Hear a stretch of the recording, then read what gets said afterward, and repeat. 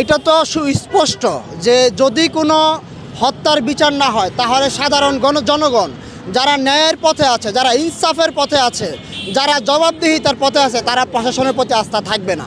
কারণ আমাদের আস্থা কিভাবে তৈরি হয়, যখন আপনি সুষ্ঠু এবং ন্যায় বিচার করবেন, ন্যায় পরায়ণতা আনবেন, তখনই মানুষের আস্থা শুরু হবে।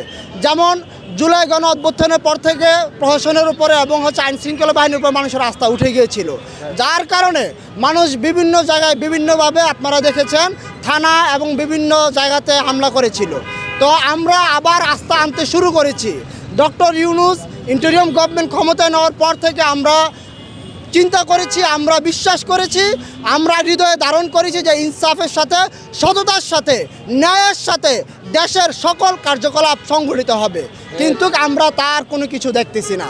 এবং হাদি সেইটাই চেয়েছিল যে ইনসাফের কথা হবে, ন্যায়ের কথা হবে, সত্যের কথা হবে, জবাবদিহিতার কথা হবে, কিন্তু যার কারণে হাদিকে সরিয়ে দেওয়া হয়েছে।